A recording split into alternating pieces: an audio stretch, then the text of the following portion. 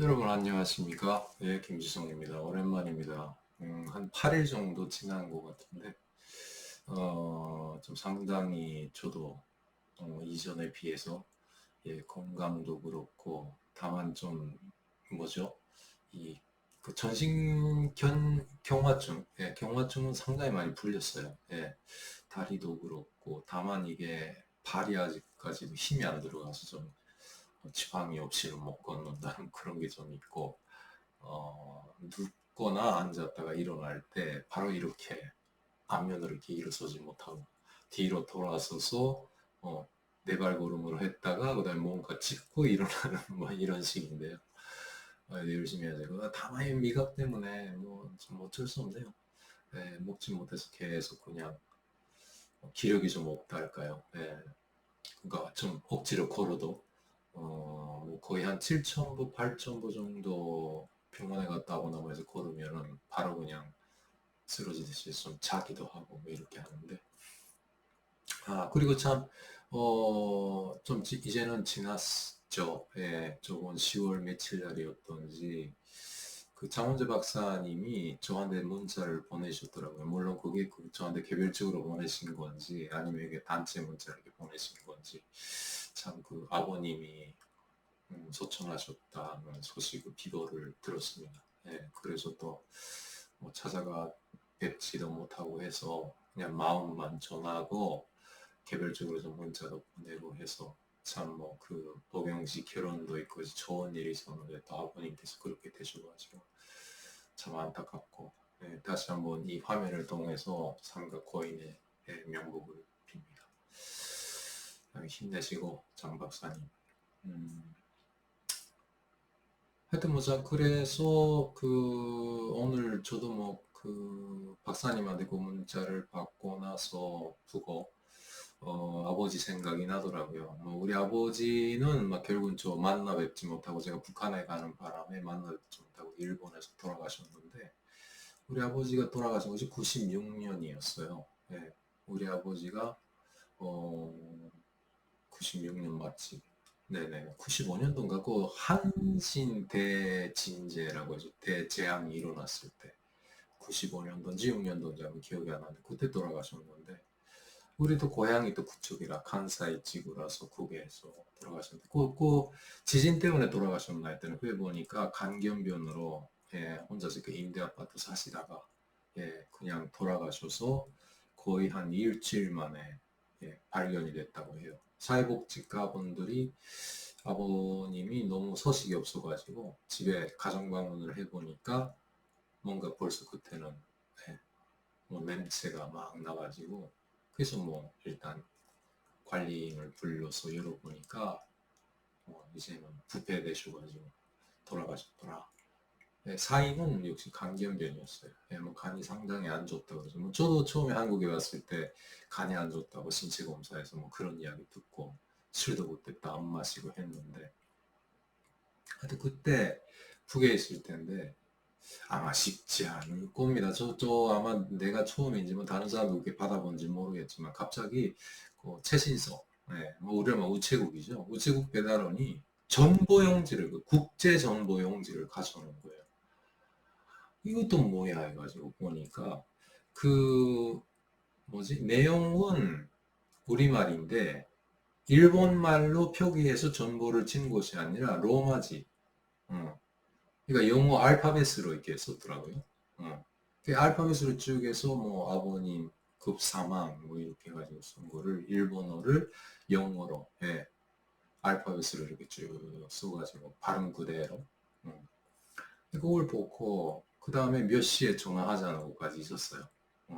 그래서 며칠 날 전화가 온다. 그때 아직 국제전화라는 것이 뭐 일반적으로 이쪽에서 거는 거는 힘들었어요. 그래서 90년도 초반에 전화를 걸려고 하면은 북한에서 일본에 전화 걸겠습니다 하는 거를 담당 자기가 거주하고 있는 보이지돈이라고 하고 담당 경찰 보안원한테 가서 이 승인을 받아요. 아버지한테 전화를 합니다.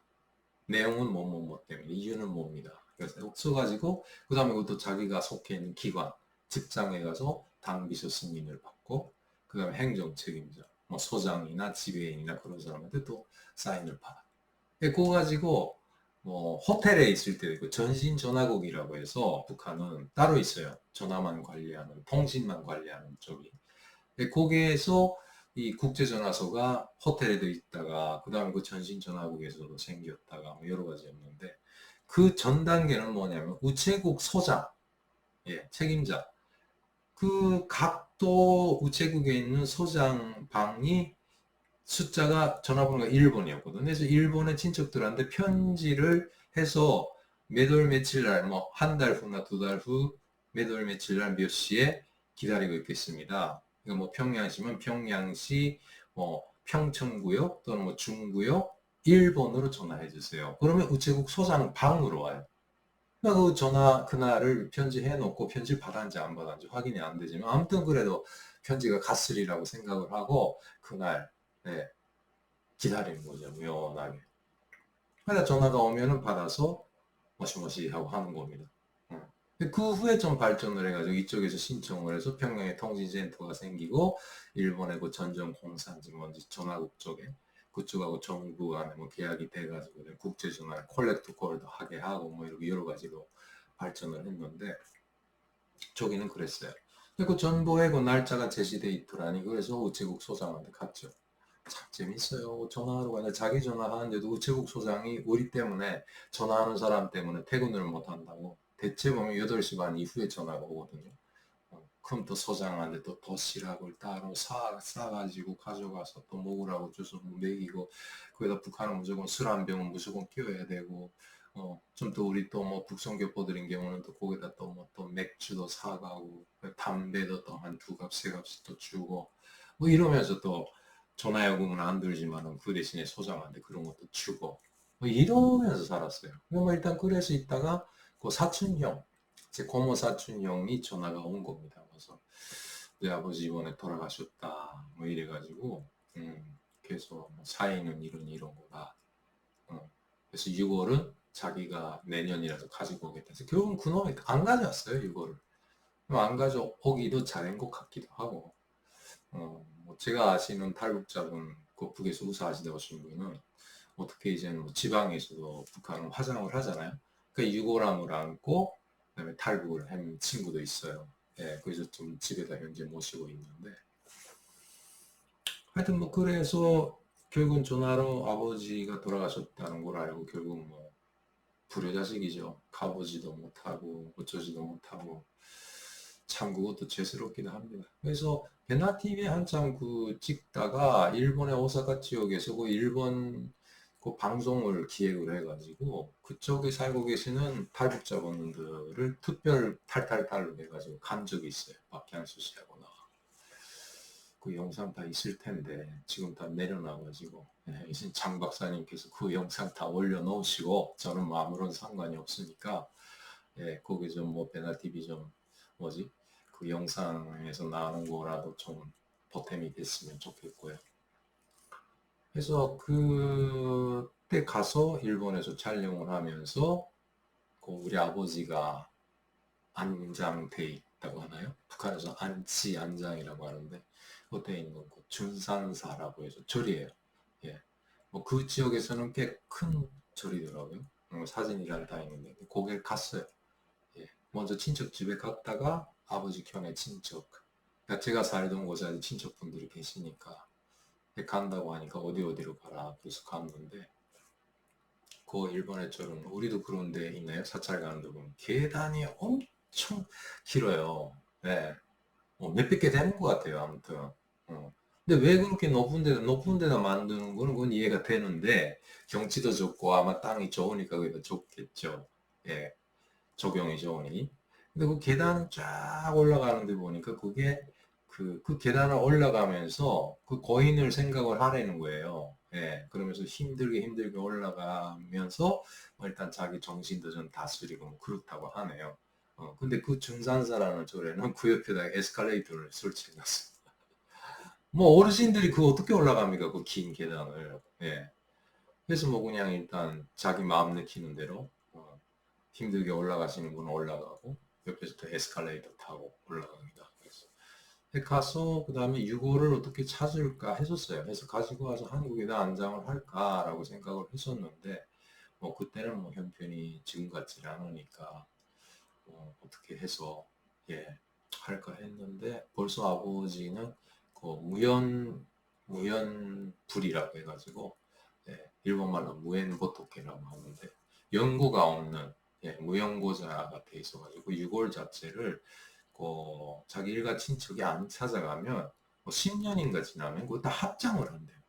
예, 무연고자들끼리 합장을 해서 그 유골을 다 합장을 해서 안쪽에다가 해서 뭐 이 절 안쪽에 예, 거기다 해서 합장묘처럼 돼 있는데 거기다가 그냥 넣어버린다는 거죠. 그럼 못 찾아요. 네.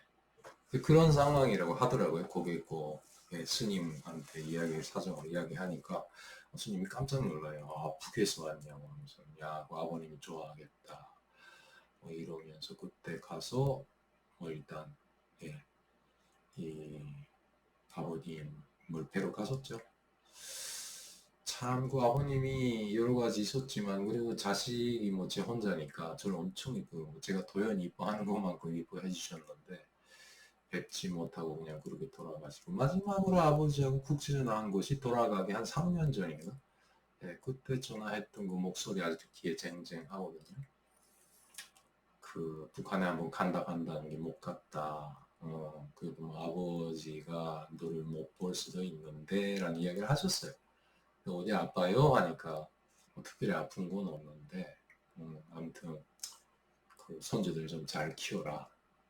그래서 뭐 그때 아버님도 좀 돈도 좀 보내주고 했었을 텐데 하여튼 그래서 이번에 장 박사님 아버님께서 소천을 하셨다고 하니 제 아버지도 좀 생각이 나서 한마디 이야기를 해봤습니다.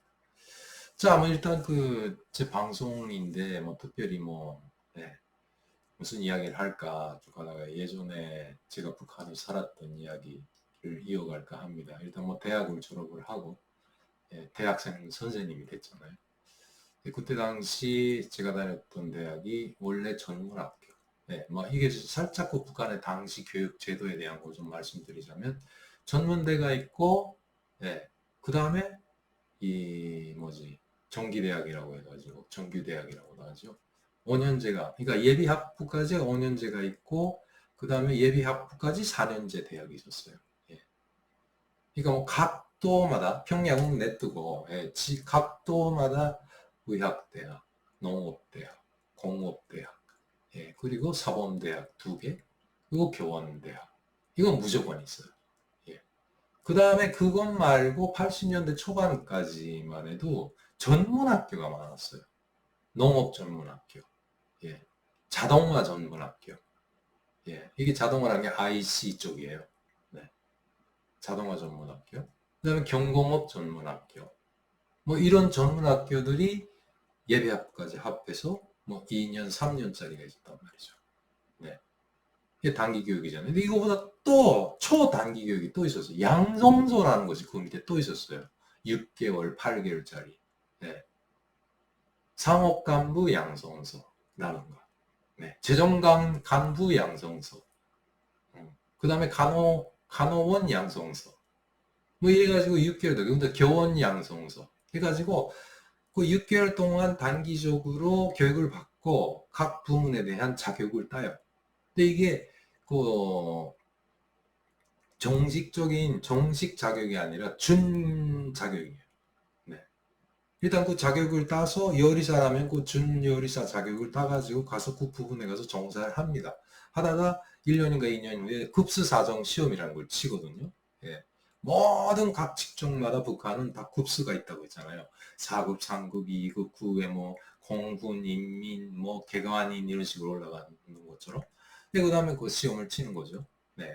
그래서 이런 교육기관이 있었는데 제가 졸업을 할 때 당시 경공업 전문학교들 그다음에 아까 말한 자동화 전문학교들이 김정일의 방침이라고 하면서 이걸 다 승격시켜 단과대학으로 바꿔놓은 거예요.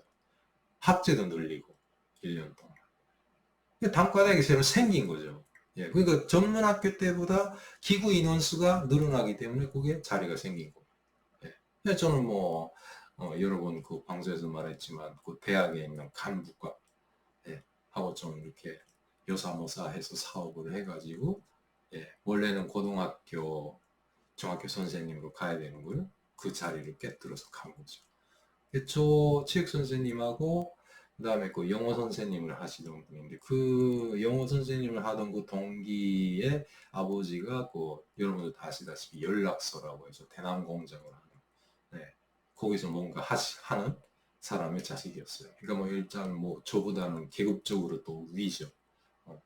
그러니까 그 둘이 갖고 배치를 받고 가는데 일단 여기서 북한의 그 간부 등령 체계에 대해서 아무도 제가 아는 걸 말씀드리자면 일단 인사권은 철저하게 행정기관에 있는 것이 아니라 당기관에 다 당기관에서 일괄 다 책임을 지고 있잖아요. 그래서 시당이나 도당의 간부과라는 것이 간부부라는 것이 있어요. 이게 인사과는 똑같은 건데 일단 그래서 전문 자격을 딴 사람들 그리고 일단 북한은 기관이나 기업소 자체도 C급하고 덕급으로 갈라놓습니다. 그래서 C급은 시당위원회에서 관리를 하고 인사가 모이고 그다음에 덕급은 덕급기관이라고 해서 그 도소재지에만 있잖아요. 덕급기관. 물론 군에도 덕급기관이 있는 곳이 있어요. 산하기관들이. 덕급은 도당위원회 간부과에서 보는데 이 행정간부부라는 게 인사과가 행정간부부가 있고 조직부 간부부가 또 따로 있어요. 그래서 조직부 간부부라는 거 이제처럼 좀 그거보다도 급수가 높은 그 단위 책임자, 사실 기관 책임자, 뭐 사장이나 지배인이나 뭐 이런 사람들, 뭐 일단 사회적 직책에서도 위로 올라가는 그런 사람들 하고, 예, 그 다음에 이 당 기관 사람들, 그러니까 일단은 행정간부에도 뭐 당간부도 있고 여러 가지 있잖아요. 당간부도 어느 기관에 가냐 뭐냐에 따라서 이렇게 달라지는데 이 행정간부하고 조직부 간부라는 것도 과별로 또 거기 분할돼 있어요. 예를 들면 도당 행정간부부 1과, 2과, 3과, 4과 이런 식으로 나가는 거죠. 예. 그래서 우리는 대학 교사로 배치받는 대학 졸업생들, 사범대학 졸업생들은 여기서 뭐 3과 대상이다. 뭐 이런 식으로 해서 세밀하게 분할돼 있어요. 조직부 간부과에서도 뭐 독기관의 어느 행정기관의 뭐 행정 책임자라든가, 예. 여기도 조직부 간부 일과 이과 뭐 이런 식으로 갈라져 있는 거. 하여튼 치밀하게 만들어 놨습니다. 그래서 거기서 일단 그 소환장이라는 걸 받아요. 예. 일반 그것 말고도 일반 주민들인 경우 뭐 예를 들면 중학교를 졸업을 하거나 그 다음에 뭐 자기 기술 여건에 따라서 이 기관에 있다가 다른 데로 간다 할 때는 그 행정기관에 노동과 또는 노동부라는 것이 따로 있어요. 근데 여기서도 인사 조정을 합니다.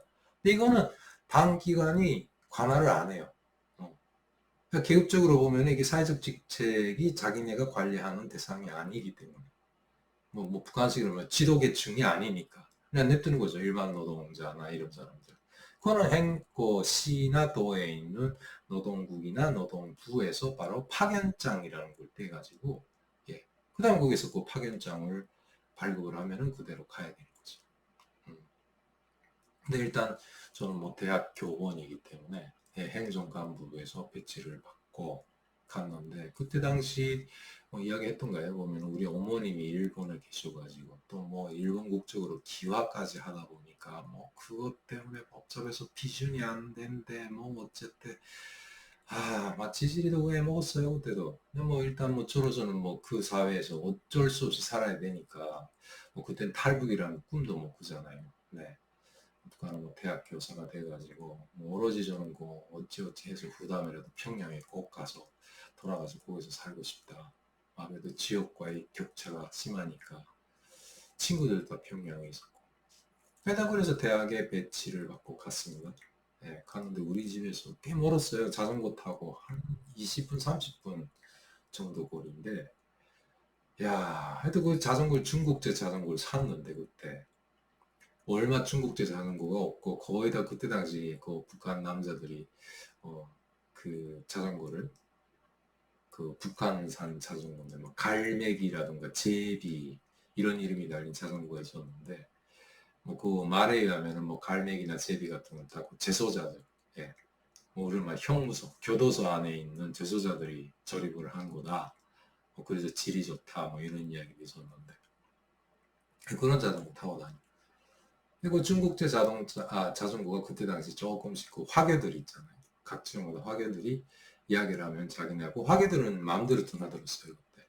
예, 보이브에 가서 여권을 신청해가지고 가족 방문을 해서 가서 그 사람도 장사를 많이 했잖아요 그때. 뭐 80년대부터 장사를 했으니까. 네. 뭐 사탕이나 담배나 웨빙이던가요? 예, 이런 과자 같은 거 있잖아요. 그런 것도 가져오고 해서 중국제 자전거를 샀는데 그때 쓰면 신식이라고 하면서 이거 자전거 사라고 샀어요. 샀는데 뭐냐면 하여튼 뭐 좀 시기했어요 그게. 이 브레이크가 요게 손에서 손잡이에서 이렇게 하는 것이 아니라 페달 있잖아요. 페달을 반대로 푹 돌리면은 뒷바퀴가 선다는 뭐 그런 자전거. 야, 여러 번 그냥 넘어졌어요 그때는. 하여튼 그 자전거 타고 대학에 출근을 시작했는데 일단은 뭐 그래도 군지가 높고 일본에 계신 아버님한테 이렇게 대학 교사가 됐다니까 뭐 일본에서 친척분들 깜짝 놀라죠. 우리처럼 생각을 하는 겁니다. 한국이나 일본에서 대학 교수하면 정말 사회적으로도 네, 그 뭐지 공경의 대상이고 그 다음에 뭐 보스도 그만은 괜찮고 북한도 그렇게 생각하는데 뭐 아시다시피 북한은 교원이라고 하죠. 예. 그러니까 직업군에 교원이 있어요. 그러니까 노동자, 농민, 사무원, 교원이 따로 있어요. 작가도 따로 있고. 여기 교원은 일단은 뭐 유치원 선생님도 교원, 네, 초등학교, 소학교 선생님도 교원, 대학 선생님도 교원이에요. 그 부분에 대한 사고 이렇게 직급을 표현하는 부분에서는 그 우대를 안 합니다. 예, 그 대신 사회적인 우대로 해서 정책상 예, 그 식당이라든가 버스라든가 예, 그리고 뭐 열차, 매표소, 열차 그 칸도 그렇고 보면은 영예 군인 및 군인 및 교원이라고 게 따로 있어요 창구. 식당에 가도 항상 보면 예약된 그런 자리가 있는데 그게 요맨한 표말 같은 거 이런 걸 빨간 걸 거기다 넣고 영예 군인 및 교원 좌석 이렇게 해놨어요.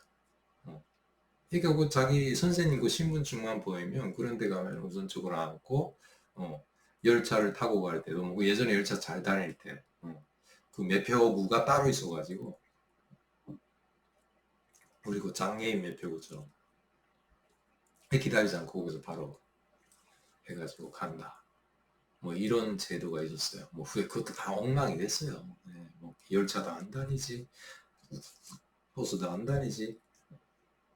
제가 84년도에 5년도에 대학을 졸업을 하고 예, 그 다음에 그 해에 8월에 졸업을 하거든요. 9월부터 그때 우리 때만 해도 9월이 새학기였으니까. 그래서 일단 8월에 다 졸업을 하고 그 다음에 9월 1일부터 대학에 나간 거죠. 가서 그때 당시 그 대학에도 언젠가 말씀드렸지만은 각 대학마다 예, 운동 부서가 있었는 거죠. 뭐 배구가 있거나 남자 축구가 있거나 뭐가 있는데 이게 경공업 단과대학에는 여자 배구가 있었어요. 근데 제가 전공이 배구다 보니까 아 됐다. 그러니까 내가 사범대학을 다녔잖아요. 그러니까 선배들이 먼저 졸업을 하고 그 다음에 후에 1년 2년 후에는 어느 학교에 가서 배치를 받고 교원을 하면서 체육 선생님을 하면서 그 학교에서 뭐 축구나 배구나 농구나 소설을 끌고 와서 이렇게 뭐 학생들 대항전 같은데 올 때마다 우리가 구경 가서 만나게 됐었거든요. 되게 부러웠어요. 애들 키워가지고 자기 팀이잖아요. 우리가 말하면 감독인 거죠. 어쩌다 한번 야심차게 좀 한번 해보겠다. 뭐 그런 생각을 해서 갔죠. 근데 이미 전에 그 경공업 전문학교 당시에 그 해주에 있는 경공업 전문학교에서 그 여자 배구가 좀 세다 뭐 이런 이야기를 듣고 갔으니까 그런 이야기가 있었어요. 그래서 제가 갔을 때 이 여자 배구가 있겠구나. 아직 재학 중에 있는 학생들이 있겠구나. 갔는데 그게 이미 전에 그 여자 배구를 담당했던 사람이 우리 대학 선배 2년인가 3년이 선배인데 그분은 또 전공이 뭐냐면은 기계체조예요. 예, 기계체조인데 그 학교 자체에 여자 배구부가 있었으니까 그걸 맡았던 거죠. 그래서 내가 오니까 좋다고 해서 후배가 와서 이제 마음 먹겠다. 이거 좀 살려보라. 뭐 이런 거예요. 근데 보니까 애들이 뭐 신장이 그렇게 크지 않는데 선수가 모자래요. 예, 6명인데 5명 뭐 졸업을 하고 뭐 하고 해서 없는 거죠. 그 해도 졸업하는 해도 있고, 한 2명이 모자란 거죠. 6명 채우지도 못하고, 4명밖에 안 남았는데. 그리고 1학년도 있고, 2학년도 있고, 일단은 4학년에는 졸업을 하니까, 지금 현재 4학년 학생도 하나 있고, 이거 야단이다.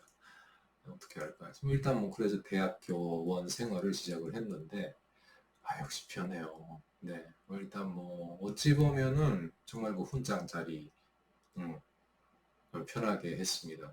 일단 그 북한이라서 일단 뭐냐면 교원들은 뭐 의료부문도 그렇고 동원이라는 게 사회동원이라고 해서 뭐 일하러 나가고 일반 기관들에서 뭐 쭉 하면은 뭐 어디 나와서 건설해랍니다. 이런 것이 면제예요. 농촌 지원은 갑니다.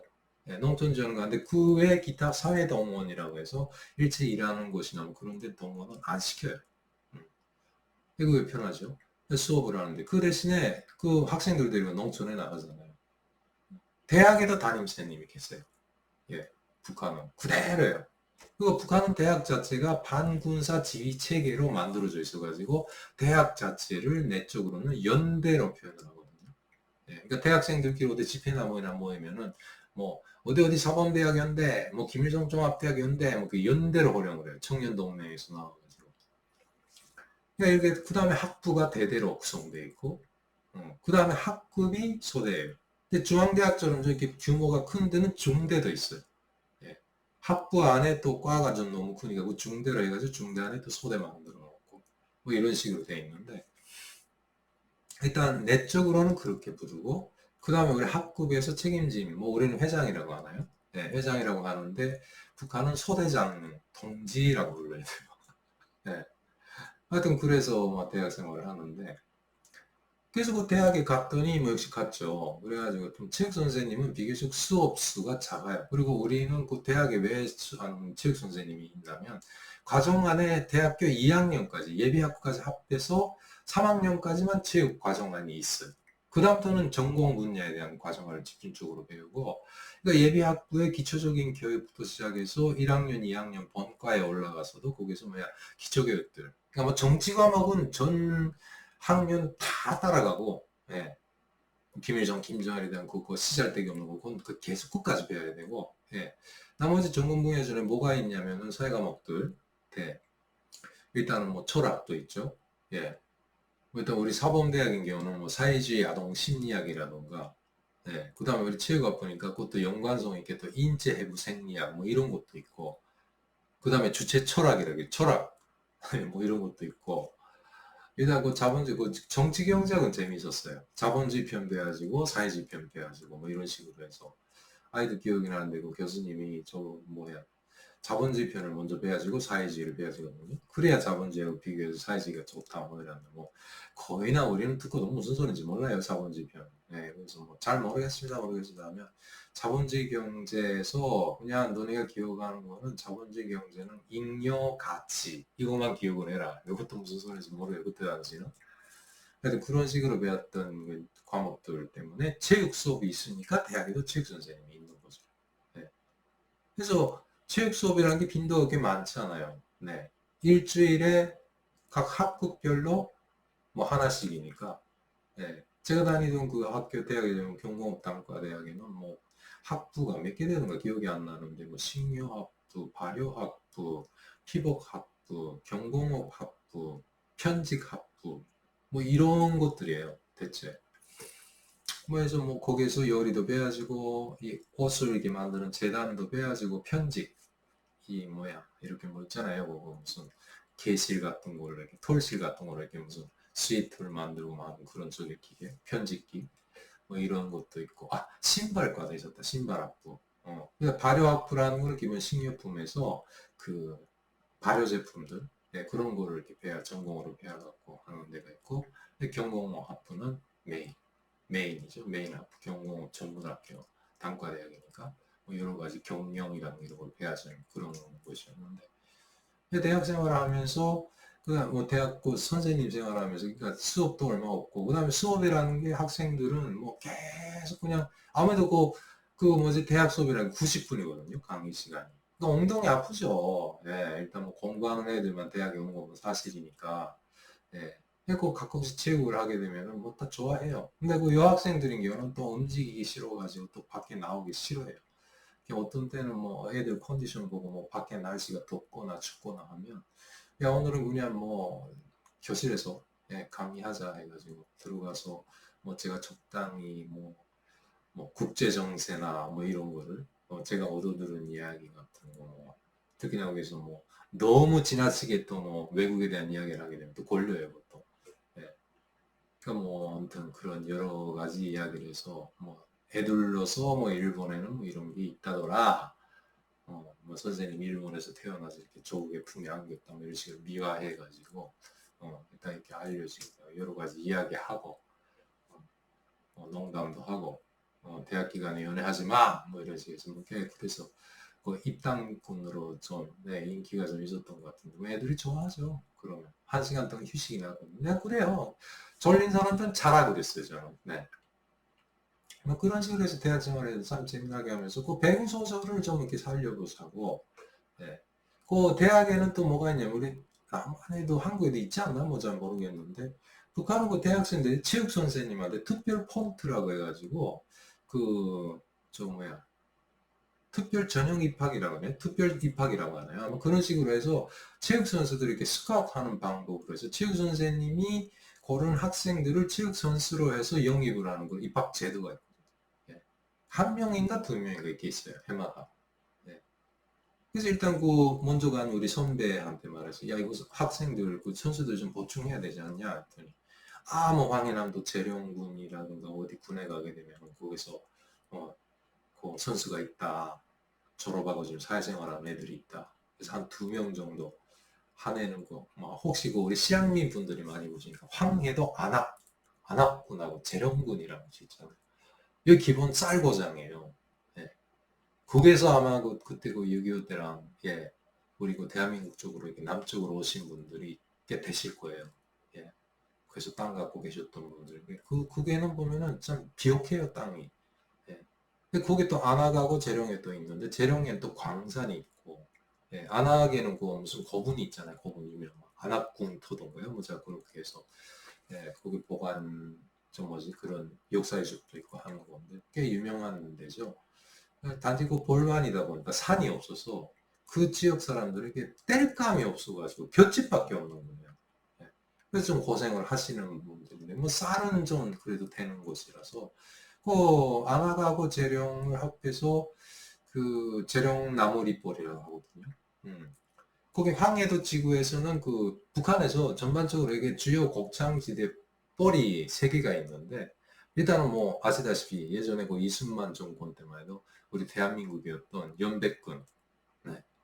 그 지금 북한이 연안군하고 배천군하고 2개로 갈라가지고 그 연백벌이라는 게 있어요. 그게 쌀이 맛있어요. 바닷가인데 네. 북한에 또 일부 또 간척지를 만들어서 간척지 쌀이 또 꽤 맛있잖아요. 바닷바람 맞으면 쌀이 맛있나 봐요. 그게 쌀도 유명하고 그 다음에 재령나무리벌이라고 해서 꽤 커요 그게. 그리고 재령벌이 안악하고 재령에서 또 쌀이 잘 돼요. 네. 근데 거기도 보면 이렇게 대동강 하류 쪽으로 해서 쭉 이렇게 그쪽 안악 재령 안악하고 운천이라는 게 또 하나 있는데 그쪽이 또 잘 흘러가지고 농사를 하는 데거든요. 또 하나 마지막에 그다음 평안도에 있는 열두 삼천리벌이라고. 근데 김일성이 아마 이런 일을 붙였을 거예요. 열두 삼천리벌 제일 크죠. 하여튼 포전 논 포전 하나가 그 기계화 한다고 해서 농촌 기계화 한다고 해서 김일성이가 뭐 주체농법인지 뭔지 해가지고 이렇게 다 개량해가지고 이항기라고 못 심는 기계 있잖아요. 그게 쭉 한 번 갔다가 돌아오게 되면 점심시간 뭐 이런 거예요. 네. 근데 우리 농김 뭐 거기서 농김 맨다고 하면은 저쪽 끝까지 가면은 점심시간. 네. 그래도 거기 가서 도시락을 먹고 논둑에서 그 다음에 쭉 해서 돌아오면은 작업 끝. 뭐 이런 데가 있나 허리 아파 죽어요 완전 너무 길어가지고. 네. 그러니까 주로 이 3개의 곡창 지역에서 쌀 생산을 하는데 재미난 건 뭐냐 이 3개 지역마다 평양 시민들한테 우선적으로 쌀을 빨아 올리는 그런 제도가 다 돼 있더라는 거죠. 그 고난의 행군 시절에도 뭐 그런 말이 났잖아요. 말도 안 되는 소리. 조선의 심장이 멎으면 안 되기 때문에 평양 시민만은 절대 굶길 수 없다. 뭐 김정일이 그런 소리인데. 지역에서 지금 아사자가 나기 시작했는데도 평양 사람 무조건 가져간다고 해서 그걸 위해서 양곡 기동대라고 해서 일본 차예요. 5톤짜리. 그 예전에 이수즈라는 그런 브랜드로 있던 차가 있는데 그 양복 기둥들하고 새파란 그 하늘색으로 도색을 한 차인데 그게 전문적으로 쌀을 날랐으니까 또 대학 선생님 이야기하다 갑자기 이런 이야기로 돌아서 죄송합니다.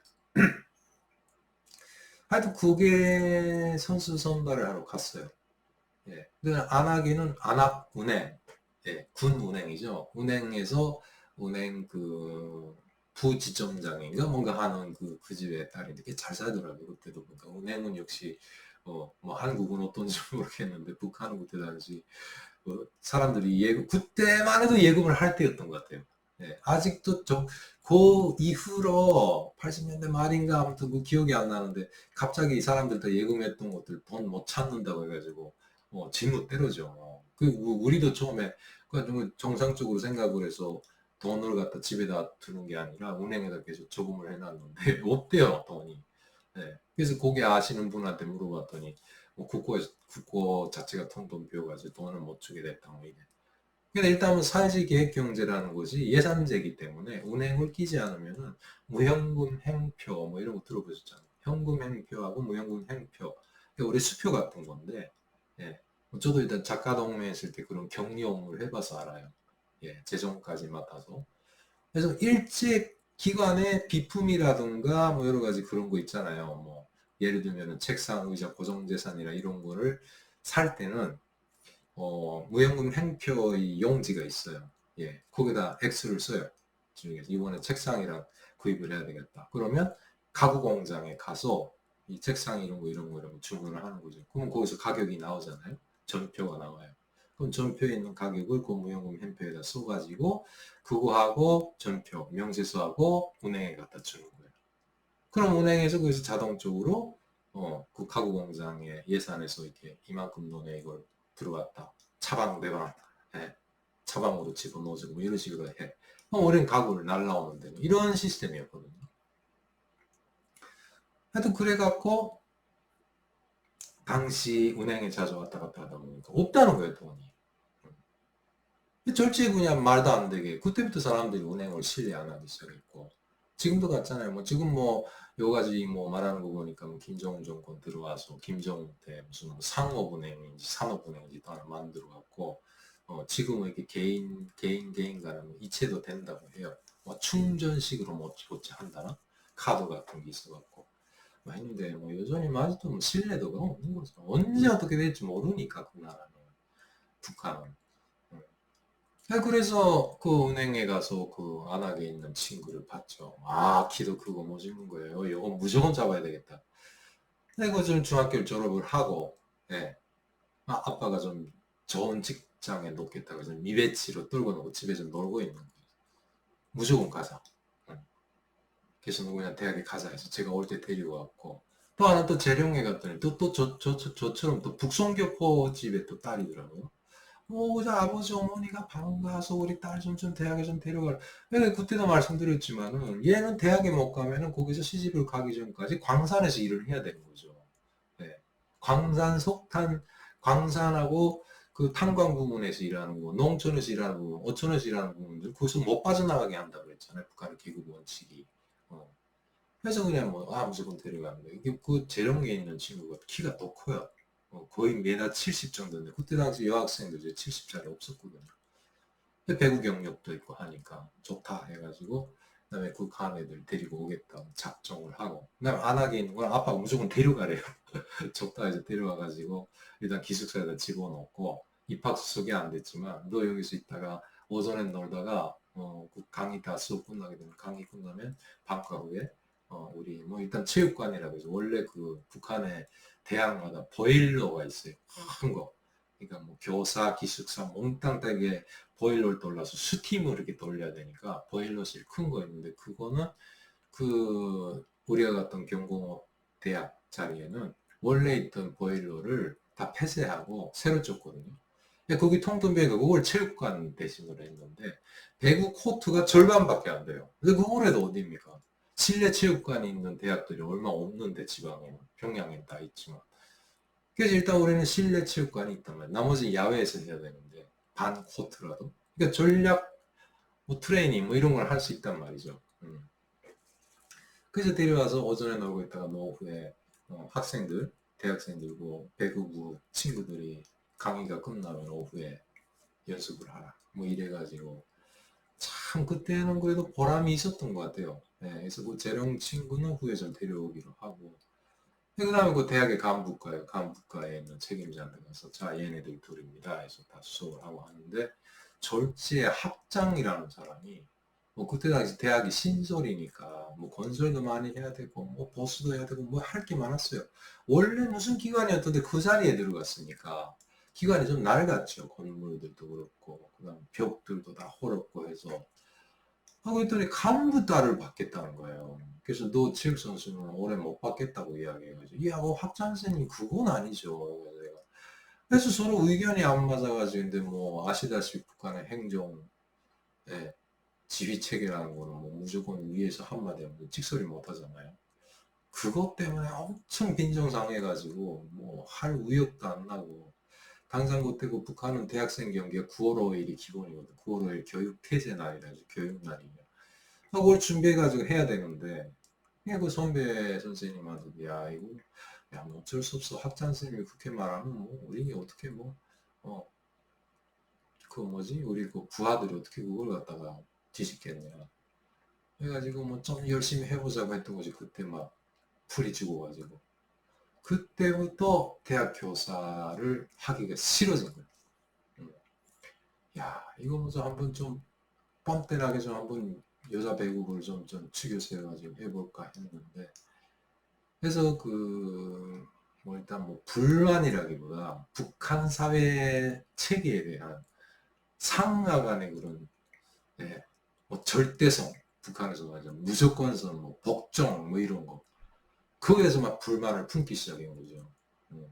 아니 엄연히 이건 뭐 법적이진 않지만 대학의 행정 규정상 체육 선생님에게 특례가 적용이 됐으면 무조건 체육 선생님의 발언권이 써야 되는데 그것까지도 깔아뭉개는 물론 뭐 학장 자체도 뭐 개별적으로 근데 그때도 보면 그 돈을 안 받아서 그렇지 일종의 우리로 말하는 Y로라는 거는 뒤에서 다 받았거든요. 그 학장도 같아요. 뭐 간부한테 간부 딸을 갖다 입학을 시켜가지고 그 대신 그 대가가 다 있는 거죠. 뭐 그때는 돈이 아니라 주로 쌀이라든가. 예. 그다음에 그것도 간부네 집들은 돼지고기 있잖아요. 예. 그걸 반마리 통짜로 농장에서 가지고 와가지고 그거를 겨울에 곧 간분의 집은 별개로 따로 있잖아요. 이 창고 안에다가 돼지고기 덩어리를 이렇게 매달아 놓고 뭐 러시아에서도 그렇게 한다는지 그래서 겨울에 거기 가서 창고에 가서 언 돼지고기를 도끼로 막 이렇게 찍어가지고 모자가 뭐 어찌어찌 해가지고 겨울에 그걸 김치찌개에다 넣고 끓여 먹고 뭐 간부들은 그런다고 합디다 그때 보니까 뭐 보진 못했는데 아무튼 잘 먹었어요 간부들 그때 뭐 수시로 그냥 농장 간부들이 도시나 뭐 그런 특히나 당 간부 행정 간부도 그렇고 음, 계속 상담을 하는 거예요. 뭐 찹쌀도 그래, 뭐도 그래, 닭고기도 그래, 뭐 이런 것들. 그 합장도 같죠. 뭔가 대학을 위한다고 하지만 일단 결국 뭐 입학을 시킨 딸내미인데 그 집에 아빠가 뭔가 어디 무슨 지방 자재 상사인지 뭔지 뭔가 이렇게 그 물건을 뭐좀 관리하는 그런 기관이에요. 그래서 시멘트도 좀 풀어주고 막 대학을 위해서 주는 거. 그것도 어차피 국가 거지. 자기 직분, 간부의 직분으로 그렇게 빼돌려가지고 대학에다 준 거예요. 뭐 우리처럼 사회봉사를 해서 지 돈을 들여갖고 사서 이렇게 마음으로 성의로 이렇게 기부하는 제도가 아니단 말이죠. 네. 결국 그렇게 해서 자기 기관에서 딴 기관에 줘야 될 거를 조금씩 조절을 해가지고 사회주의 계획경제 취약점이 그거잖아요. 숫자상 고래만 계속 맞춰 나가는 거죠. 실제 현물은 없는데 숫자상은 있는 것처럼 해가지고 하다 보니까 결국 거기 저 나라가 적골이 북한이 적골이 되는 거예요. 네. 창고에 있기도 없는데 숫자상은 다 있대. 계획은 다 했대. 어. 네? 이런 식이니까 결국은 저렇게 된 겁니다. 그러니까 사회주의 계획경제라는 게 그게 말뿐이지 예. 빛깔 좋은 개쌀구라는 뜻이죠. 음. 해가지고 그 간부들이 그렇게 해서 빼돌리다 보면 어느 기관인가는 또 피해를 보는 거죠. 어. 예를 들면 자재를 뭐 100% 받아야 되는데 100%를 못 받고 80% 받고 그래도 100% 받은 걸로 하는 거죠. 100% 이런 격입니다. 이게 뭐 당시 북한의 그 사회주의 체제라고 지네가 뭐 찬양을 하던 그 체제의 취약성. 간부도 같죠. 그래서 자꾸 그때 당시도 뭐 김정일이나 뭐 김일성이가 그때 그런 거야. 간부도 자꾸 현장에 나가라 나가라. 안 나가요. 그냥 사무실 툭 죽지고 앉아가지고. 뭐 잠깐 뭐 그런 식으로 그 사회적 문제를 됐던 것 같습니다. 오늘 이야기 여기까지 하고요. 다음번에 또 혹시나 뭐 이 궁금한 점이 있으면 이 문제 좀 궁금한데 하면은 뭐 제가 아는 꽃, 서진꽃 말씀드리도록 하겠습니다. 뭐 댓글에 올려주셔도 되고요.